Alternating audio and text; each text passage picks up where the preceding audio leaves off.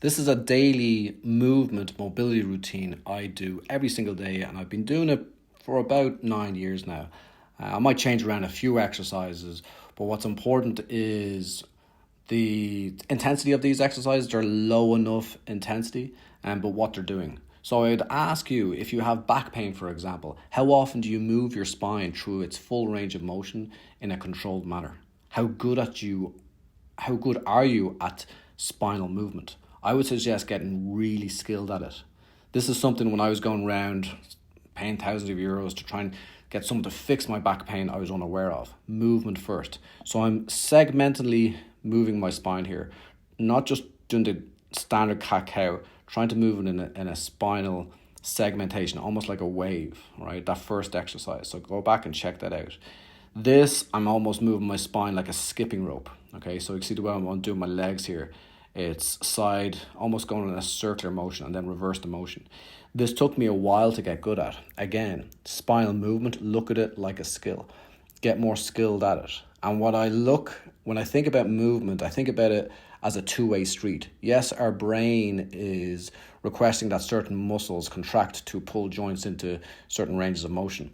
And that is what's happening. But also, it's getting afferent feedback from the muscles, from the joint capsules. So our brain is getting a greater picture of the condition of our body, how well the joints move. And as such, the brain nervous system sets muscle tone. So the more quality inputs information we can give it through quality movement, the greater a picture it has of what our body can do. And then tightness, for example, will not be set because that's almost a protective mechanism. Okay. This fella here, 1990 external rotation control. Lower back and hips are the weak point for modern humans. Weak point for humans, I would say, but modern humans who are stuck at desks like myself. So I'm working external rotation of the hip here, driving my knee into the ground to get back up into the more upright position, feeling an active stretch. I'm not just passively holding a stretch. We're seeing a lot of people just passively holding this for minutes on end with their muscles relaxed. My muscles are engaged, contracted. The nervous system is innervating or contracting these muscles, so I can actually get adaptations. Okay, so there's a bit of work on it. It's not too tough, but I am working through it.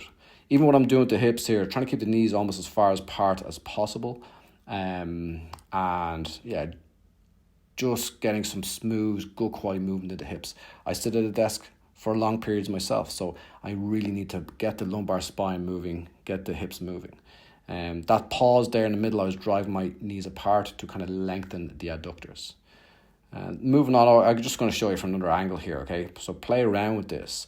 But as you see, as I move side to side, my lumbar spine is not extended, it's more flexed or rounded. Okay, that helps the ball and socket joints move, okay? So yeah, nice active stretch there for the hips. So I've moved my spine through its full range of motion. I've really worked external and a bit of internal rotation of the hips.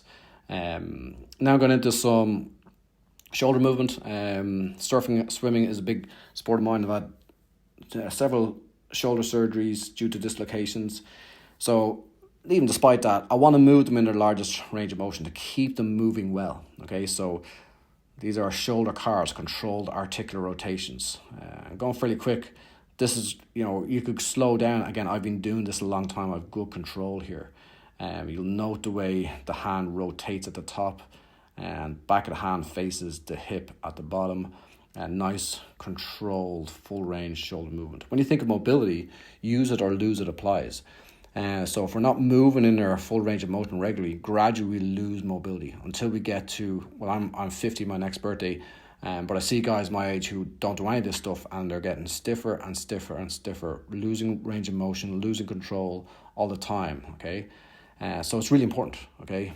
Do you want to be immobile? If so, don't watch this video, don't follow it. If you want to be mobile, move your joints in a full range of motion in a controlled manner regularly. These are just side-lying windmills, getting a nice bit of thoracic rotation as well, breathing to relax, reaching up overhead as far as I can, kind of scraping the fingernails off the carpet, keep the knees together so we're getting more thoracic rotation rather than lumbar rotating.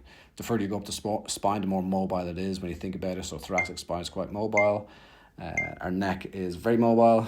Lower back isn't as mobile if you think about it.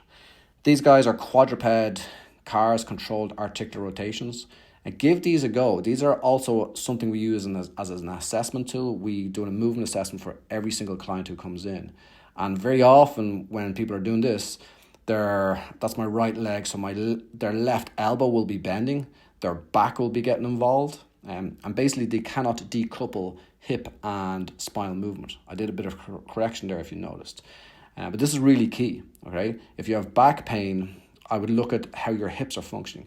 If your hips aren't doing their job, it means your back is under more pressure, right? And it'll have to work harder, and that's where achiness and pain can come, okay? It can be a result. So get your hips moving well, get them strong, and that's massively going to help out your back. Also, get your spine moving well, all right? So just the way I see it, fundamentals. If you want a body that's going to perform, going to feel good, going to reduce your chances of injuries. I like this fella here. It's a quadruped hip shifts. So look what I'm doing with my knees there. Protraction of the shoulder blades, so pushing the hands into the ground, keep shoulder blades apart, driving one knee down and drawing the other one back. This is tricky. This is technical. This might take a bit of getting used to, but yeah, really great just to get all the pelvis moving well. Next, I'm into a squat, a natural human resting position. I love David Attenborough programs. I'm looking at guys in the Amazon, for example. They can squat down no problem. Okay, native Amazonians, if you like. They're not desk bound. They're not sitting at chairs all day. They're not sitting behind steering wheels. Okay, but modern humans struggle in this position. Okay, so I get down in a deep squat every single day. I spend a bit of time there. All right, as long as it's not painful, should be fine. Even 1 or 2 out of 10 pain. A bit of discomfort is okay. I'm breathing here. I can't hear the volume, but I'm taking some nice deep breaths, resting in a deep squat position. And I suggest doing this every single day, and all the other exercises every single day. Just taking some breaths, relaxing, showing my body, show my nervous system through breathing that, yeah, everything's good here. Just a little bit of a extension or cobra lifts, kind of getting some length into the hip flexors there, extension into the lower back. Obviously, don't do anything that causes pain. Moving your largest pain-free range of motion. So just getting a few of these in. Breathing to relax. A little bit of a child's pose like this exercise. Didn't hang out there too long. Then just into some dynamic standing hip circles. One exercise that actually we did years ago when I was a kid playing rugby, that was actually appropriate. We used to do a lot of static stretching before matches. Back then, the education wasn't there. It's not something you really should do before running.